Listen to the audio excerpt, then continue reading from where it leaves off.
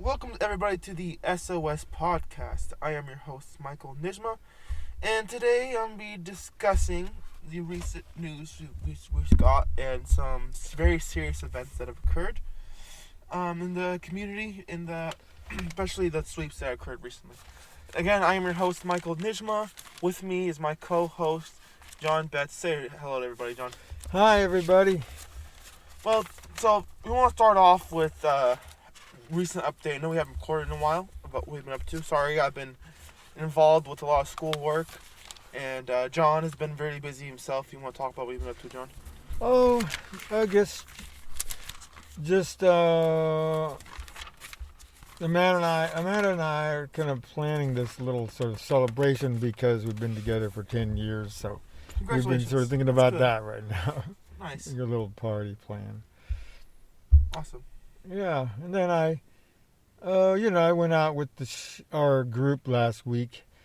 We gave out backpacks again, like previous Thursday, but it was sad because we were going around giving stuff out to the camp over at Olander, but knowing a lot of that sweep was being planned for the next Monday.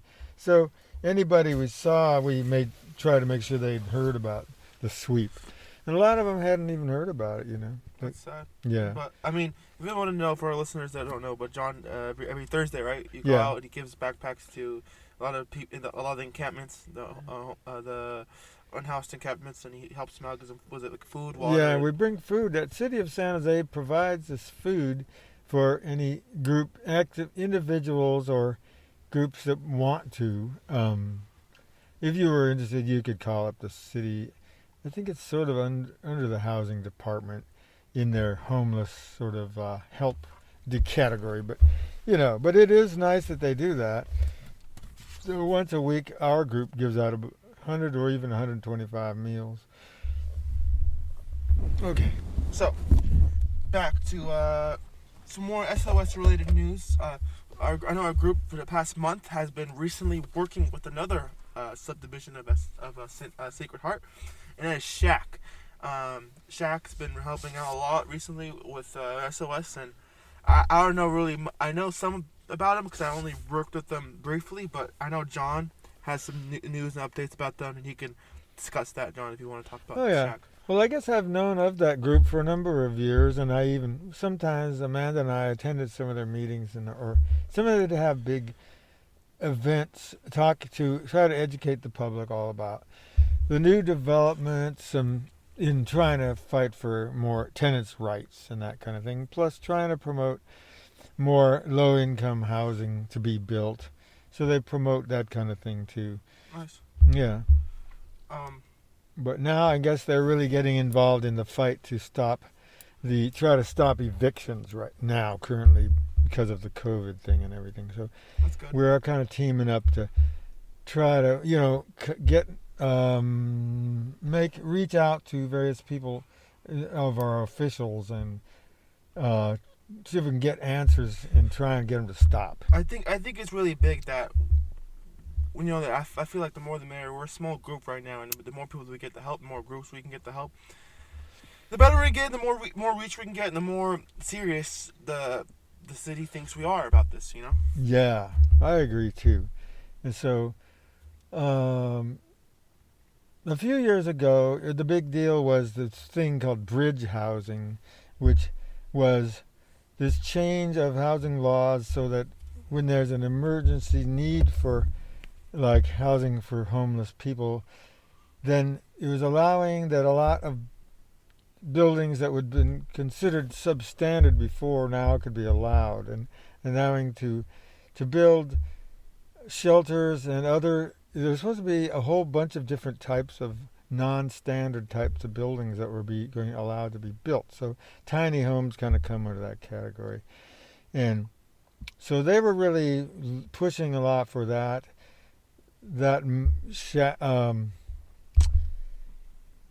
for the bridge housing.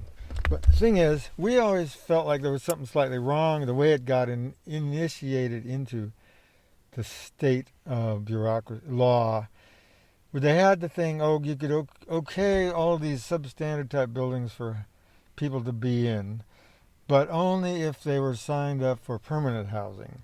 So I feel like that was the big flaw in the bridge housing idea, which is so all these tiny homes and stuff they build are kind of that model. They're supposed to be allowed into the tiny homes and all that, but then it's supposed to only be a stepping stone to them getting into permanent housing. But when really you should just build a whole bunch more temporary housing for now, with not worry about how long it's for, just as long as people need it. Well, But enough on that topic. yeah. But Well, honestly, I got to reiterate. I think it's really good that Shaq's coming in and helping us, and yeah, I feel the more and more. I'm trying to recruit people myself. I'm trying to get more younger students to join. Me myself, just know a little more about me. I'm a 23-year-old college student going to San Jose State. I'm a marketing major, and I'm hopefully gonna be taking a bigger role in SOS soon. So I want to get more help because right now I'm a single man department in SOS, and it's hard, a lot of work, a lot of hard work, especially to balance this in school. So the more the merrier, the more help. You know what I'm saying, John? So yeah. Maybe you could even let people who hear this, if anybody has those skills you're looking for, yeah. get in touch. Like if they had knowledge of video editing and that Just sort of video media. exactly. That's what and I'll give job specific roles, and we'll have like the things planned. And if anyone wants to reach out to me, my email is Michael, Michael, .Nijmeh, NIJMEH @sjsu.edu. If you want to reach out to me, shoot me an email, and I'm more than happy to get your help. Moving on to the next topic, though, a lot of sweeps have been occurring around this neighborhood, and we hope that since we stopped that one sweep a while back, that they wouldn't continue, especially during COVID times. But the city does not agree with that. Apparently, certainly does not want to stop and to just keeps doing more sweeps. John, I know you have more news about a recent sweep that's occurred. Yeah. Okay. So last Monday. Oh yeah. Let me have that notebook. Okay. Mm-hmm. Last Monday they had there's this big kind of open air park along a creek area called Olander. And that's one of the main ones. Our group would go out to give out the meals and the backpacks and everything. So it's spread out through these rolling hills and kind of woodsy area. Some of so these people that really went to a hell of a lot of work to make themselves homes. And some are quite well built and innovative. There's a hell of a lot of effort they put into these things to have themselves some pretty solid houses and things.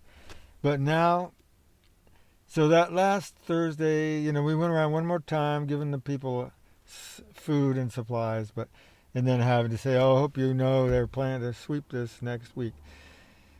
And so a lot of them hadn't heard of it. But anyway, and then a lot of them are Spanish-speaking people.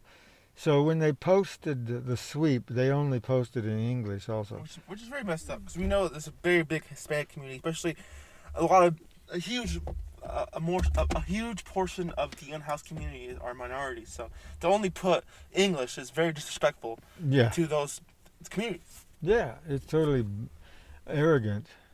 So anyway, then it did take place. I have more words I want to say, but I want to keep this PG. But. Oh yeah, right.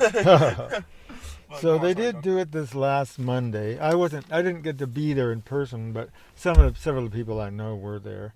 And then our one guy named Scott Largent, who you can look up, he posts all these videos on these kind of topics on YouTube. It's Scott Largent, Largent. So he filmed all the aftermath when all the shacks had pretty much been knocked down and completely leveled in general, and she showed all the sort of where everybody had been living. As now nothing but dirt, So I know also as well, John and Amanda have recorded a video that I'm working on to post on the website right now, and it shows more of the aftermath of the sweeps, and it's pretty hard. It's pretty. Yeah, that's sad. From the Felipe sweep a month ago. And they're ramping up too. Yeah. I feel like they're being very cold and heartless during these very unforsaken times. We're in a pandemic, global Yeah. pandemic. This And a whole lot of people have had real extreme financial difficulties. exactly. They haven't had a pandemic this bad since 1912. Just shows you how Yeah. bad it is. Yeah. 500,000 Americans have died from the pandemic, Yeah. and it's growing. But another thing is, the city, then they always have one of the city's garbage trucks out there working in conjunction. They always have this construction, quote unquote, construction company called Tucker Construction, who seems to be San Jose's favorite company. They always have them conducting the sweeps. And all their trucks and a big crew of people. And But one of the garbage trucks, it always has this plastic like death head on the dashboard of the garbage truck. That's pretty sick, I think. And Yeah, normally, I get it. It's your job. So some people don't want to do this, but it's their job. They got someone else going to do it either way. So I understand that, but to have some enjoyment from it, it's or think it's amusing. It's sickening. Yeah. It's sickening. So I don't think San Jose should allow that. And I think because they aren't even paying much attention themselves. It's also right now it's 50 degrees weather. It's been raining a lot recently. Yeah. It's getting colder and colder. It's like, how can you do this to these people? These are your community people. These are your neighbors. These people who live in your city. Like, how are you gonna treat them like that? Yeah, I think it could have been 100, maybe even 200 people out all living in the different shacks and tents and things like that. So now all of them are like, unless how are they going to pull out of nothing something to make themselves shelter out of again? Because whatever wherewithal they had went into building all their tents and shacks and whatever kind of thing they could throw together. But that took a lot, hours and hours of work, and we don't know how they even got the materials to do it. A lot of coordinated effort. Yeah, now they're back to square one. I feel like, and a lot of these people that are getting swept, as John alluded to, they don't even know what's going on. They don't even know what's happening to them, and people come in, just ravage their lives. They're already living in a very messed up situation, pretty poor situation, and they're trying to make the best of it. And then these city council members just want to come in and make it worse. Yeah. And then they have the Beautify team always overseeing it, which I think, and when they first started having the Beautify team, it was supposed to be, now we're not sweeping, we're just going around and we're being compassionate and we're, just figure out what junk and trash can be taken away, and they would put garbage cans and porta potties and stuff out. We have a video of me and Amanda and John going to Felipe originally, and they had the porta potties and the trash cans. Okay, this is not bad. The Beautify team is doing something, but little did we know. Yeah, then they do a sweep, and then right away they're taking all the restrooms and wash stations and dumpsters away. Well, the people aren't really away. They basically, now they've all had to move right back over to the jungle, because that's the neighboring area where people are camping. So basically, drive them, give them no recourse but to go back and start reliving in the jungle again, which they were having such a horrible, thinking was so terrible in the first place. This is sickening, and just to give a little of my input about this situation going on, they're acting like they're being very transparent when they're just hiding a lot of things. They're not letting people know, not even letting prepare for the uncertainty right now, especially in these uncertain times. They're not even prepared for. They have 5 days. Yeah, exactly. 5 days. They're invading everything, and like you brought up before too. A lot of people, they don't speak. I'd say a good portion of these unhoused people, they don't even speak English, and they're just coming in and giving these information out in English, and they're not even being. Yeah, they're not even meeting with people or connecting with people. They're not even meeting them halfway at all. They're just get out, throw them in the street, or even living in the street. They're throwing them in the other street. Like, get out of here, And then the city. So on one hand, they've got this whole thing called city team, and then they have hot meals that advocates can, sign up, say I'd like to distribute hot meals to the unhoused people, So they're giving all these meals for us to give out, but then having them do all these sweeps, then that knocks out centralized areas where you can effectively bring the food and any other resources that may be of help. So now you got them all scattered every which way. So then how are we supposed to find them to give them whatever the city's making this big effort to provide? It's hypocritical. Very, very hypocritical. I mean, I feel like the city council, they've only been this past year, it's hypocritical. You know what I'm saying, John? Yeah. And they're just sitting there in their little comfort zone with all the comforts at home and plenty of money.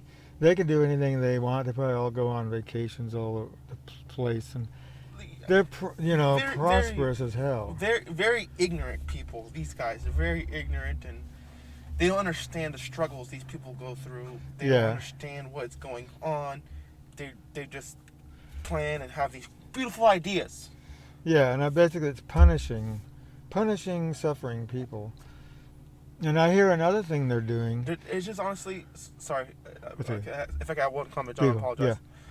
It's just raising the disconnect as well, and it's bringing more unrise and it's just bringing more unrise and more angriness and more bitterness between That's a good point. The top and the bottom, the classes of people. Yeah. And it's messed up. It's not right. Then they have other people going around with the police department and the abandoned car agency. We hear from some people who have observed it. Sometimes they're going around and they're staking out where they know people are living in their cars. Then if they get out of their car to go to the store or something, they'll go and tow their vehicle. What the heck? Yeah, that they're doing that too. Jesus Christ. Yeah. So, another example, like on the one hand, we're giving out meals to all these people. On the other hand, the other hand is punishing the people anyway. The other side of the coin you can think of, And they're punishing people that have already been punished. Yeah. People that are already low, and they're just kicking them while they're down. Instead of bringing them up, they're kicking them while they're down. Yeah. And that's unfair. It's unfair. A lot of people during these times, during this pandemic, they've been helping the business soldiers, the higher class, the rich, with the pandemic. But the people who actually need the help, they're struggling to survive. They're paycheck to paycheck, meal to meal. They don't know what they're going to eat today. They don't know if they are going to eat today. They're kicking them down even further. They're putting them down the hole. Yeah. And it's messed up. It's just a messed up system. Vicious cycle. Pain and more pain. Yeah, I don't get it. And I don't know how the people working on that Beautify team can sleep at night from what they're doing. And they just act all nonchalant about it, Yeah. There's the way they act. Yeah. All smug, all high and mighty, just we're above you. We know what we're doing. Everyone's back away. Yeah, right. So that was terrible that was done. Good to anyway. Glad we got to give you some updates on all these latest breaking actions by the city. Yeah, it's just, if you guys are listening right now and you're sick to your stomach too, of course, always go to the SOSnorcal.org website for more help and information. This is where we host the podcast, and this is where we post the daily news. There's also the Facebook website, SOS NorCal, where I'll be posting information, and you can see our beautiful faces, and just get an update on videos around the area. And of course, always be aware of what's going on, because the power's on us. Once we stop and be quiet, that is when they win. So, in other news, everybody, have yourself a wonderful rest of your day. And remember, the power's in the people. Bye-bye, y'all. All right. Goodbye.